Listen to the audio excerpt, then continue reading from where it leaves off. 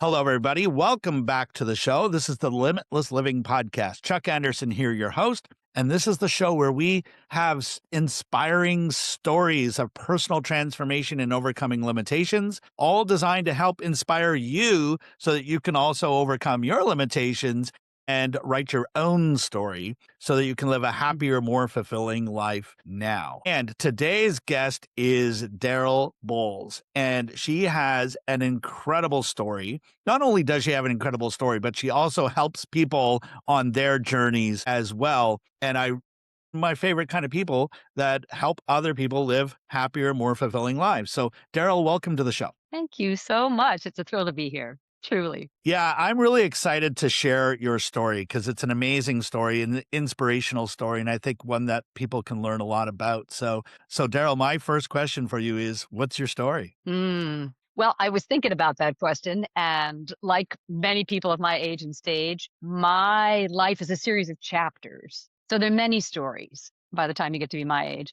But I want to talk to you about the last chapter, which is a year in my life. I took a job. I'm a therapist. I work in trauma and addiction. And I took a job at a brand new mental health and wellness retreat center in a pretty remote location in the mountains of eastern Portugal. And in the middle of that year, which was all about the vision of helping people providing affordable health care, mental health care in a beautiful setting where nature was part of the healing process. In the middle of that year, there was a wildfire, the longest running in Portuguese history.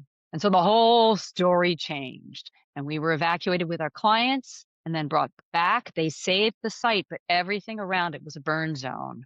So when I came home and I had some health complications, as you can imagine, after spending 5 months in a burn zone, I wrote the story of that year. And that's my story. What that year, like a metaphor for what people go through when they are confronted with changes and circumstances in their life, limits, if you will, and how to take those things, what the gifts are in something you would never have chosen to do or to go through. So that's my story. Yeah, wow, amazing story, and I have not met anyone who comes anywhere close to experiencing that, so I'm glad you made it through all of that. So my first question is, what was the biggest lesson you learned in that whole experience? What was your big takeaway, and how did that sort of direct you in your life going forward? Yeah, I think there were a lot of lessons, but I would say that the umbrella lesson, if you will, the overarching lesson is that we live in a sort of a paradoxical place. I would never, when people ask me, "Are you sorry you went to Portugal?" No, I am not. I would never have chosen to go through a wildfire. I would never have chosen to have to look after people who were going through the same crisis as me.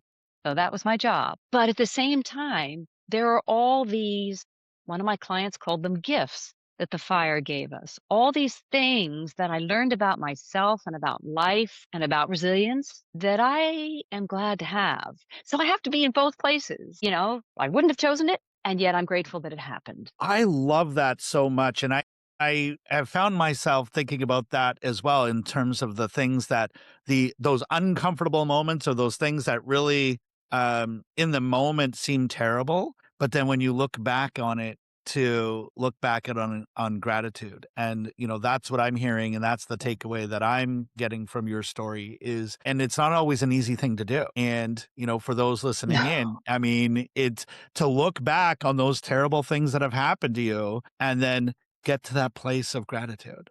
I'm glad that this happened because if it hadn't, then this and this and this wouldn't have happened. I think that's so true. And I would say it's not just it's a shift in attitude. It's work. I mean, let's call a spade a spade. It's Mhm. work to look for what's there for you. I had a client who went through the fire with us, and before she left the center, she gave me a drawing that she'd made that out of charcoal that she harvested from the dead trees around us. And it was a picture of devastation. It was mountains and dead trees, but then at the top of every hill, she had written "The Things We Gained in the Fire" was the title of the piece, and it said things like support and compassion and acceptance and letting go and strength and courage. And these are things that she was taking with her. She was packing those into her bag as she went back to a difficult life. But they are things that she felt in the end that the fire had given her. And I took that on board. There's a part of the process too, is learning from the people you think you're helping them. You learn from them as you go. They offer you back gifts as she gave me. I love that. So you've written a book about this experience as well. And so how long did it take you to decide that a book was the next part of your journey on this? And tell everybody a little bit about the book and what they can take from it, right? It's actually kind of a funny story. I mean, part of what I was teaching at this mental health center was therapeutic writing. The idea that you can use journaling as a way to process what's happened to you, just to get it out of your head and onto the page in any old form, maybe not even read it and maybe not even go back and look at it. So when I came home, I had all this to process, and I decided it was a little case of physician heal thyself. So I started writing, just writing it down, just writing and writing and writing. And then it began to take form as a narrative. There was before, there was during, and there was after. And the process of writing the book really made me think about what was the meaning of what happened to me? Why is it important? What did I take away from it? Who am I now? And so I wrote this book. It's called The Serra is Burning. The place where I was in Portugal was the Serra da Estrela. Serra means mountain range. So it's called The Serra is Burning, memoir of fire, trauma, and the search for healing. And I find what I love about talking to people about the book is I love listening, as a therapist, to people tell me their stories. I watch people taking my story and looking at it and saying how they might live that story. What would they do if something like that happened to them? What might they take away? And then they do this sort of layering. They look at their own lives and they find the things actually for which a fire is a metaphor. And then they look at what they gained from the fire. And I love that because it is such a beautiful part of the world, this mountain range, and the fire was so devastating. I really also wanted people to be able to see it. And so on my website, there is a portfolio of pictures before, during, and after the fire that accompany the book.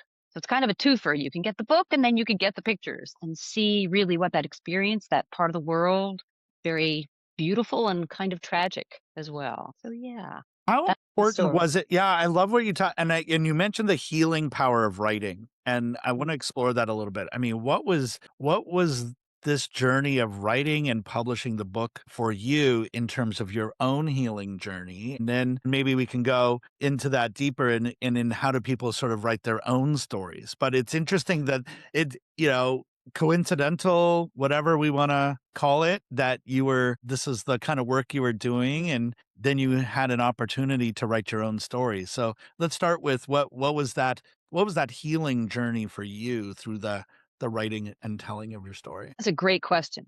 I think that trauma, big T, little t trauma, whatever, is often just a whole collection of sensations and experiences and memories that are totally not collated, not organized, and that have the ability to sort of randomly pop into your mind in ways that are not always helpful and can take you right out of the present moment. The thing about writing is it gets it out of your head and onto the page. But B, then you have a chance to look at your story as it's just a little bit of distance, as if it belonged to someone else. And then you get to decide what the story's all about.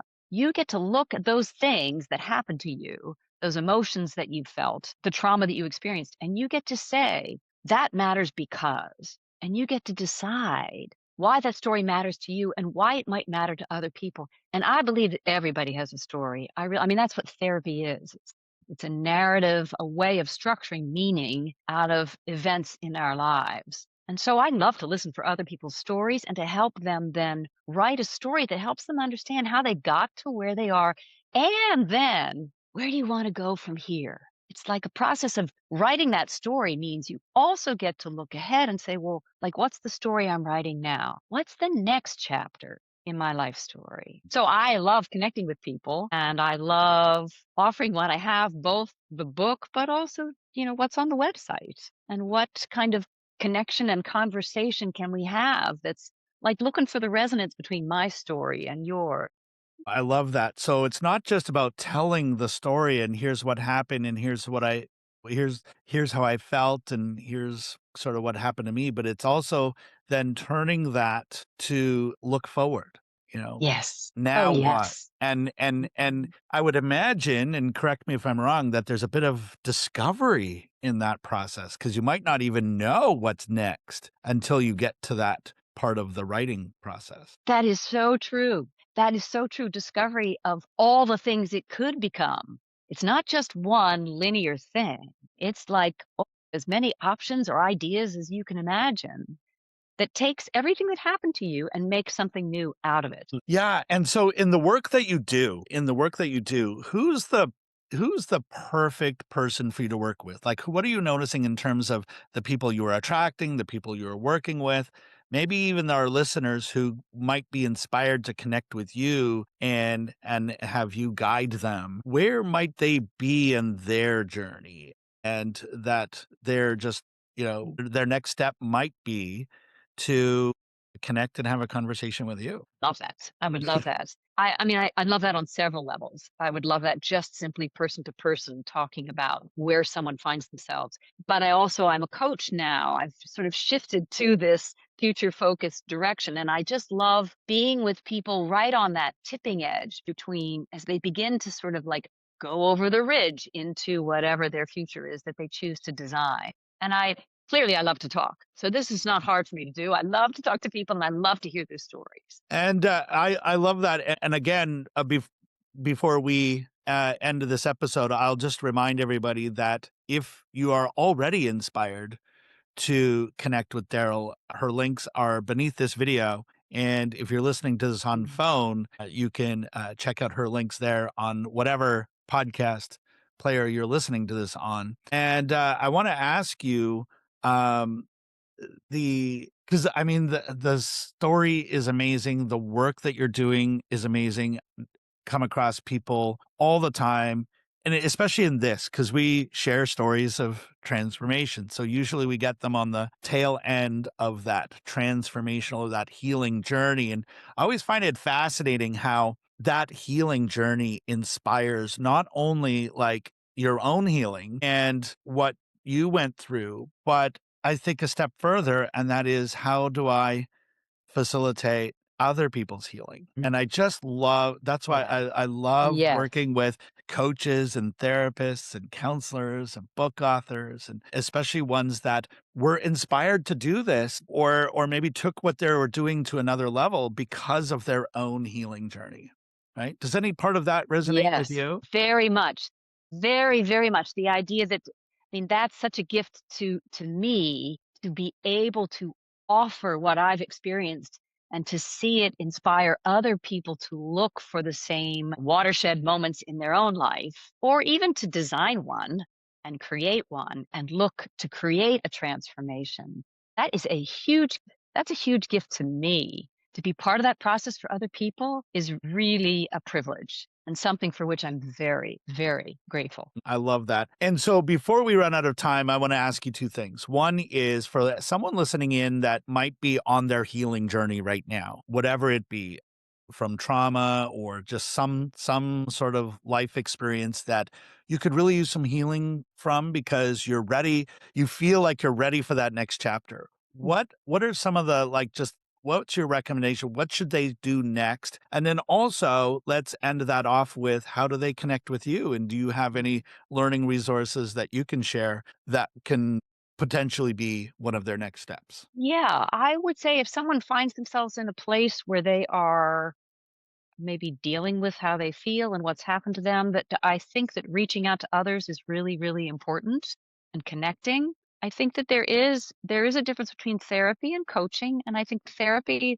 the easy way of explaining it is therapy is really more about if what happened to you is impacting your ability to function in your life now, that's probably about therapy. If you're focused on the future, and you've done the work of kind of consolidating what happened to you, that's coaching. So I would say, even if what you're doing is also talking to a friend or finding a support group, it's really people need people, and relationships are the grounds that provides a safe space in which we can actually explore some of these things and put them out of our head into the world and see what they look like and how other people receive them. So it's about finding safe people with whom you can explore what you are thinking about and what you've experienced. Writing is a great way to do it as well. And there are plenty of resources for therapeutic writing. But I think that just writing, I don't really need people to find themselves a workbook necessarily. Just sit and write. Just write as if you were having a conversation with yourself. Some people do that with sort of speed writing with like a 7-minute exercise where you just write everything down super fast. Other people are more essay focused, more contemplative. So you want to match it to the way that you process things and make it your own. And in terms of connecting with me in the show notes, as you said, I would love to put a link to the book and to the website. And that's how people can get in touch with me. It's just to hit the contact button on the website. And the book, if it's not available in your local bookstore, ask them. They can order it up for you. It's called The Serra, Serra is Burning by me, Daral Boles. That's amazing. For your convenience, if you're watching this on video, the links are right beneath this video. And if you're listening to this on a podcast, just open up your phone and whatever player you're using, I've got all of Daral's links there as well. Daral, thank you so much for sharing your inspiring story and also for the work that you do helping people on their healing journeys as well. I think it's very important work. And if it wasn't for someone like you, we wouldn't be sitting here having this conversation here today. So again, thank you for being amazing. Any final words of wisdom or piece of advice for our audience before we sign off? Well, first, I'd just like to say also right back at you. Thank you for the work that you're doing, helping people find the resources they need or the stories that they need. And I guess what I would say to people is that you are more resilient than you think you are, that maybe that's part of the human condition, that we are gifted with the ability to do hard things. And that if you find yourself faced with difficult circumstances, that perhaps maybe the first person you need to trust is yourself. Trust yourself. I think those are beautiful words to end this episode by. Daral, thank you. And to our audience, thank you as well. And I hope that you have found this inspirational and some next steps as well. Connect with Daral. All the links are beneath this video and in the podcast. And in the meantime, keep moving forward.